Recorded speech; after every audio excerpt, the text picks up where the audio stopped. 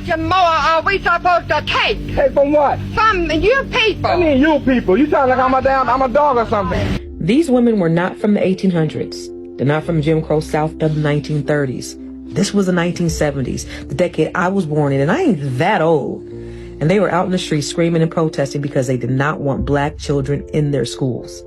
This is the blueprint. That is the architect of racism in America. It's never been about hate alone. It has always been about needing somebody beneath them to feel like you're above something. And here's what I need you to understand. That was 50 years ago. One generation. Those women had children. Those children had children. And those children are voting.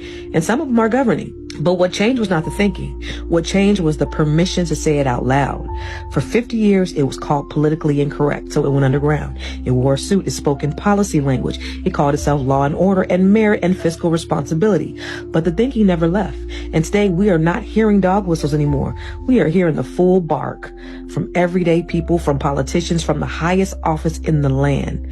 And they ain't even hiding it. They're writing it into law, rolling back protections, targeting black jobs, black schools, black wealth, black history. And that's not a coincidence. That is continuation. Here's what they never understood, and this is what's costing them now. Racism is expensive. This economy is suffering because America keeps cutting off its nose to spite its face. You cannot simultaneously target your most resilient, most innovative, most community-rooted population and expect your economy to thrive. You cannot gut DEI, dismantle home ownership pathways, defund black institutions, and then wonder why the numbers are not working. We're not the problem. We're the resource they keep destroying. Every time we built, they came for it.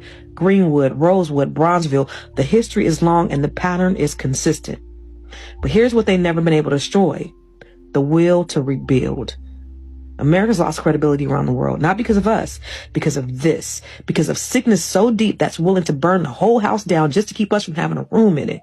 America's a laughingstock right now. And it's not because black people lack power, but because the people in power lack sense. So let me tell you what to do. We organize, we circulate our dollars, we build intentionally, we vote with our feet and our wallets and our voices. We have economic power. We've always had it. And once we get fully coordinated, we will not just be a force to be reckoned with. We already are one. And they know it. And that's why they're so afraid. So keep building, keep exposing, keep giving them something to talk about, because the truth does not need their permission to be told. And they don't have enough gumption to turn around and tell that Supreme Court to rule on the laws of the land rather than to mess with our children and ruin our education and put our country down. And I mean fight for what you think is right and what's in here to fight Now drop a black fist in the comments and share this with someone who needs to hear this.